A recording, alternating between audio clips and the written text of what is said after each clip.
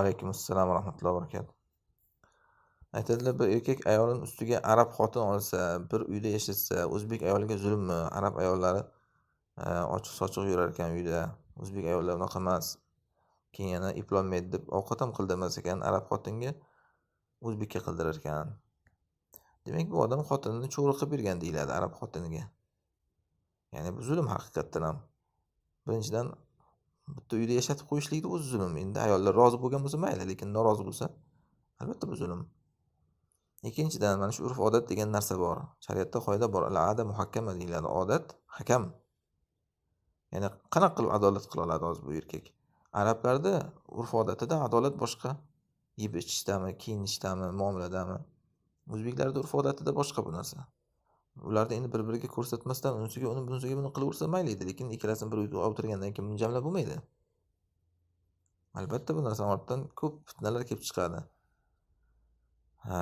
Va mana shu odamni o'zi bir arab erkak bilan bitta uyda yashay oladimi? Yashab ko'rsinchi. Kundoshlik qo'yavering endi.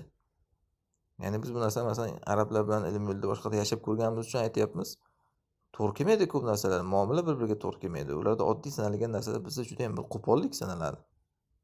Masalan, biz shunday arablar bilan turardik, dasturxonga oyog'ini qo'yib o'tiradi.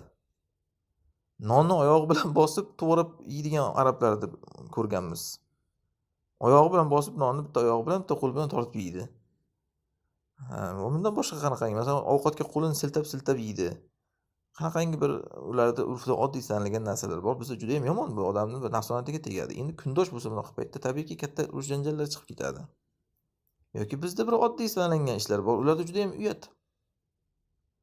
Masalan, bir odam orqasini yerga qo'ymasdan ikkita oyoq bilan o'tirishligi bizda hech narsa emas, o'tiraveradi hamma shunday. Arablarda hojatda o'tiribsanmi deydi, unaqa o'tirganini ko'rsa. Tur o'rningdan deydi, yoqtirmaydi uni. Yoki oyog'ini oyog'iga chalkashtirib o'tirishlikdi. Juda ham yomon narsa sanaydi. Mutakabbirlik, bir uyat deydi ular. Bizda oddiy narsa bu. Mana shunga o'xshash urf-odatlar bor demoqchiman. Bir-biriga to'g'ri kelmaydi ular. Muomala, gap-so'z. Bu ahvolda bu odam bu xotinini ham buzadi, bu o'zbek xotinini ham. Uni ham o'shanaqangi arablarga o'xshagan beadab, betarbiya.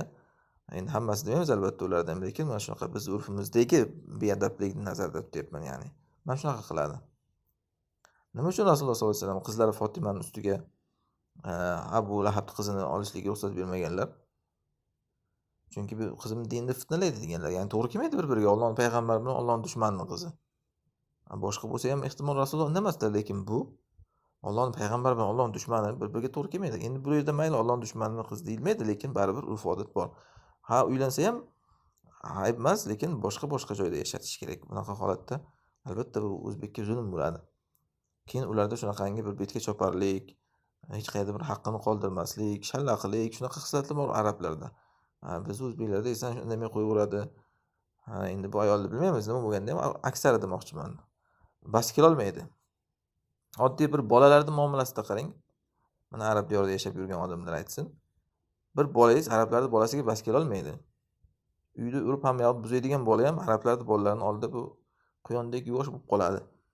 Ularda juda ham qo'pollik bor bu. Shuning uchun Alloh Qur'onda hatto arablar haqida aytgan mana al-arab ashaddu kufran va nifaqan va ajdar alla ya'lamu hududa ma anzalallohu ala rasulih.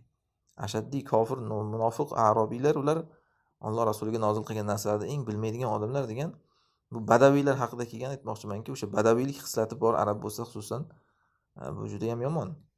Albatta bunaqa holatda zulm bo'ladi, bu urf-odatga qarash kerak. Va bunaqa hayotga erkak o'zi ham sabr qila olmaydi. Endi hozir yangilik uchun ehtimol ko'ziga qiziq ko'rinib turgan bo'lishi mumkin, lekin bunaqa hayot yo alohida yashashilish kerak yoki oxiri ajralish bilan tugaydi bunaqa hayot. Allohu a'lam.